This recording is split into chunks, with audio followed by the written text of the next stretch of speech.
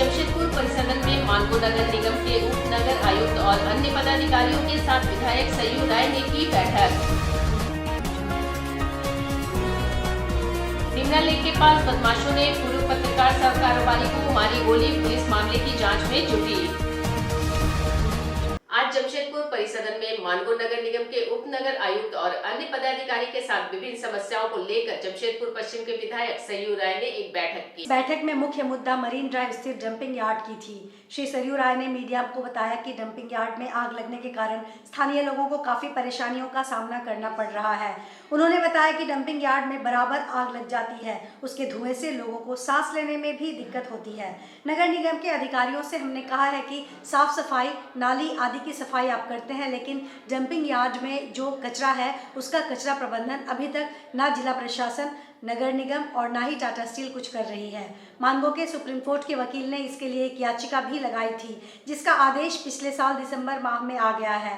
अगर नगर प्रशासन और टाटा स्टील इस कचरा प्रबंधन के लिए कुछ नहीं करेंगे तो हम लोग सुप्रीम कोर्ट में कंटेम्प्ट ऑफ कोर्ट दाखिल करेंगे। सबसे बड़ी समस्या है दुनिया भर में व्यवस्थित, सुंदर, आकर्षक शहर के नाते जो जमशेदपुर इमेज है, हम आज जहाँ हैं वह भी जमशेदपुर और ख़ास करके स्वर्णरेखा नदी के किनारे जो मरीन ड्राइव सड़क है उसके किनारे का एक दृश्य ये है। टाटा लीड की ज़मीन पर ये सारा काम हो रहा है और हमारी मानगो नगर निगम और जमशेदपुर अधिसूचित क्षेत्र समिति जैसी नगर पालिकाएँ इसको कर रही हैं। 2 साल पहले हम लोग इस मामले को उठाया था। संजय उपाध्याय सोनारी के ही सुप्रीम कोर्ट के वकील हैं, उन्होंने एनजीटी में पिटीशन डाला था। झारखंड की सरकार ने, जिला के प्रशासन ने, मानगो नगर निगम ने, जमशेदपुर अधिसूचित समिति ने, टाटा स्टील ने, इन सभी ने एफिडेविट देकर आश्वस्त किया एनजीटी को कि हम जल्द से जल्द इसका निपटारा करेंगे, एक कोई एजेंसी बहाल करेंगे जो सारा कूड़ा कचरा का निस्तार करेगी। मगर पहले से भी बुरी हालत हो गई, आग लग जाती है, धुआं निकल रहा है। हम लोग के आने की सूचना मिली कि लोग टैंकर से लाकर पानी छिड़के, इसके बाद भी धुआं निकल रहा है। तो यह तो एक अमानवीय काम है, आपराधिक काम है, क्योंकि अगल बगल की बस्तियों में जो गरीब गुरबा रहते हैं उनका स्वास्थ्य प्रभावित हो रहा है। वो 24 घंटे इसी धुआं भरे हवा में सांस ले रहे हैं। इसके पीछे कई फ्लैट हैं, आस्था हाईटेक है, वृंदावन कॉलोनी है, ये सबके सब लोग इससे प्रभावित हो रहे हैं। और ऐसा लगता है कि एक बार एनजीटी को आश्वासन दे दिया, एनजीटी ने मामले को वहीं पर रोक दिया, उसके बाद से फिर ये लोग निश्चिंत हो गए कि अब एनजीटी में जो होना था हो गया। गलत आश्वासन देना सुप्रीम कोर्ट के बराबर हैसियत रखने वाले न्यायालय को ये दिखाता है, प्रदर्शित करता है कि ये लोग बिल्कुल निपुण हो गए हैं इस काम में कि हम न केवल गलत काम होने देंगे बल्कि खुद भी हम गलत काम करेंगे। डिमना लेक के पास बदमाशों ने पूर्व पत्रकार सह कारोबारी आशुतोष ओझा को मारी गोली, लहूलुहान अवस्था में उन्हें पहुंचाया गया अस्पताल। जमशेदपुर शहर से सटे डिमना लेक के पास पूर्व पत्रकार सह कारोबारी आशुतोष ओझा को अपराधियों ने गोली मारकर घायल कर दिया। घायल आशुतोष ओझा मानगो के टीचर्स कॉलोनी के रहने वाले हैं। बताया जाता है कि वह मानगो के डिमना लेक के पास लगे हाट बाजार में अपने 2 साथी के साथ गए थे।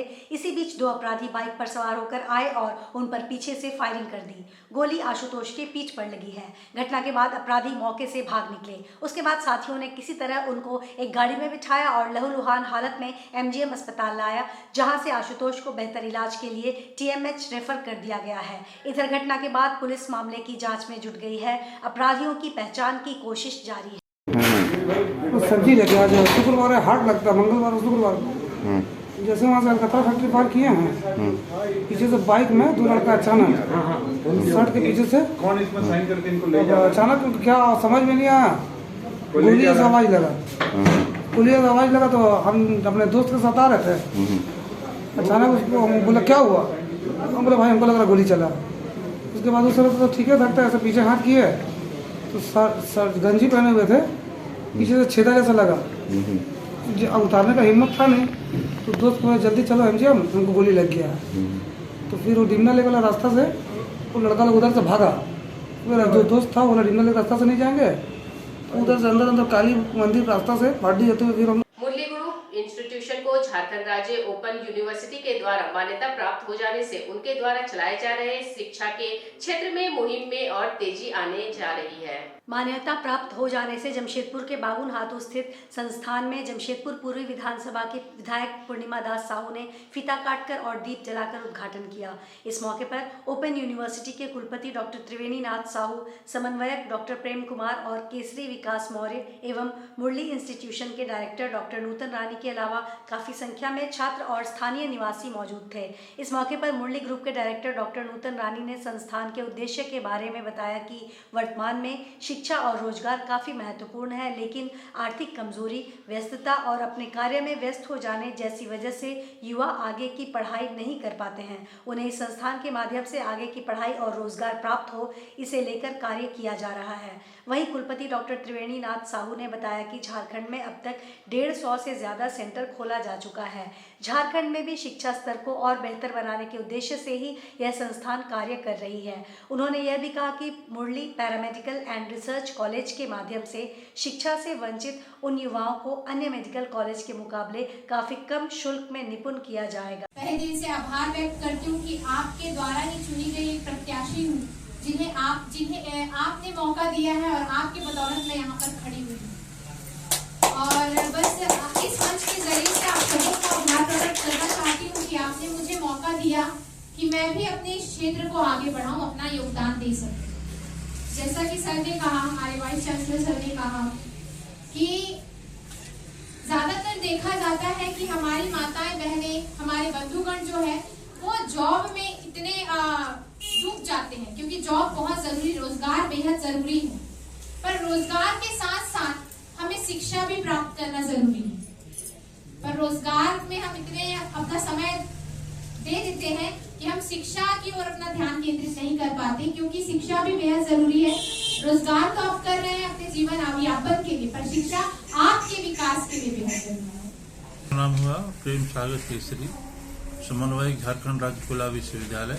आज हम लोग ये मुरली कॉलेज में झारखंड राज्य खुला विश्वविद्यालय का एक सेंटर के ओपनिंग के लिए हम लोग यहाँ आए हुए थे।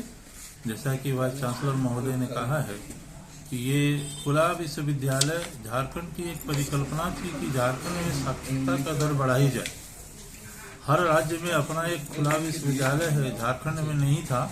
2021 में विधानसभा से पारित होने के बाद ये राज्यपाल महोदय के द्वारा, कर कमलों के द्वारा उद्घाटन हुआ और करीब करीब ये 4-5 सेंटर उनके द्वारा उद्घाटन होने के बाद ये वाइस चांसलर महोदय के द्वारा ये करीब 150 सेंटर पूरे झारखंड में खोल दिए गए हैं, जिसका उद्देश्य है कि जो शिक्षा से किसी कारणवश वंचित रह गए हैं या पैसे के अभाव के कारण, समय के अभाव के कारण, विवाह आदि के कारण या फिर किसी अन्य कारण से अगर शिक्षा से वो वंचित रह गए हैं, तो अब उनकी शिक्षा पूरी होगी।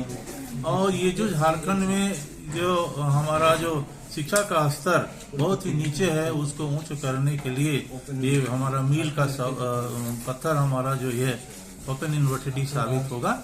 और इसी परिकल्पना के साथ झारखंड में खुला विश्वविद्यालय की स्थापना की गई है। लोयला स्कूल टेलको में 8वीं वार्षिक खेल दिवस समारोह का आयोजन बड़े धूमधाम से किया गया।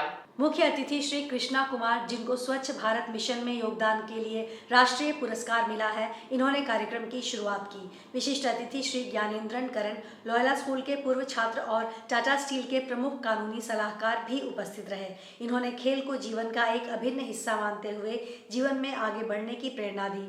Father K M. Joseph rector, Loyola school Bistupur के प्राचार्य father Vinod Fernandes, Carmel school की प्राचार्य, उप प्राचार्य एवं लोयला स्कूल टेलको की प्राचार्य श्रीमती चरणजीत ओसन, प्रशासक फादर जेरी, समन्वयक शिक्षिका रेशमा जिन्नत, मारिया सुंडी और मॉडरेटर कॉलिंग जेवियर इस अवसर को सफल बनाने के लिए उपस्थित थे। मुख्य अतिथि द्वारा खेल ध्वज फहराया गया, खेल लौ जलाई गई, 4 सदनों के रंगों के गुब्बारे छोड़े गए, कप्तानों द्वारा खेल शपथ ली गई और खेल प्रतियोगिता के उद्घाटन की घोषणा की गई। उद्घाटन समारोह में छात्रों ने मार्च पास्ट किया। खेल दिवस के अवसर पर नर्सरी, एलकेजी और यूकेजी के बच्चों की सेंटा क्लॉज, हिरन और हिम मानव की वेशभूषा तथा उनके द्वारा नव वर्ष की शुभकामनाएं देते हुए रंगारंग कार्यक्रम ने दर्शकों को मंत्रमुग्ध कर दिया। कक्षा 1, 2 और 3 के छात्रों ने जर्मन नृत्य के माध्यम से जीवन के रंगों का प्रतिनिधित्व करते हुए एक शानदार ड्रिल का प्रदर्शन किया तथा कक्षा 4, 5 और 6 के बच्चों ने एकता का बेमिसाल प्रदर्शन करते हुए सभी का मन मोह लिया। कुल 30 प्रतियोगिताएं आयोजित की गई, जिनमें फ्लैट दौड़, बाधा दौड़, रिले दौड़ आदि शामिल थी। विशिष्ट अतिथि आनंद बिहारी दुबे ने समापन पर अपने प्रेरणादायक शब्दों से छात्रों का मनोबल बढ़ाया। में बच्चे लोग अपना जो अपनी आंतरिक खूबियाँ हैं, जो क्षमता है, उसको प्रदर्शन करते हैं और जो स्कूल में जो साल में सीखते हैं, विशेष करके अब जो प्रशासन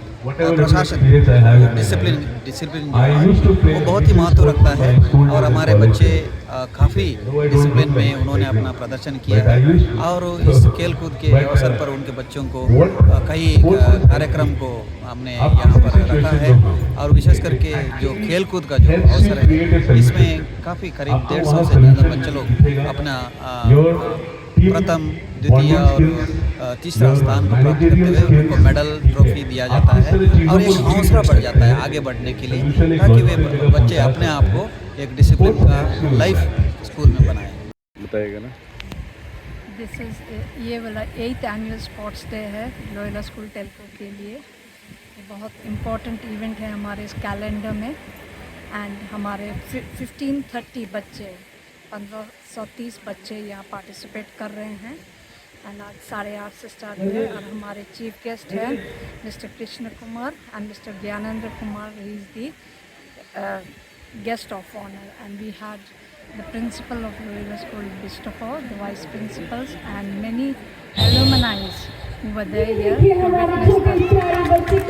आज के इस बुलेटिन में बस इतना ही। हम फिर हाजिर होंगे कुछ और नई खबरों के साथ। तब तक के लिए एसएसएन न्यूज की पूरी टीम की ओर से मुझे दीजिए इजाजत। नमस्कार।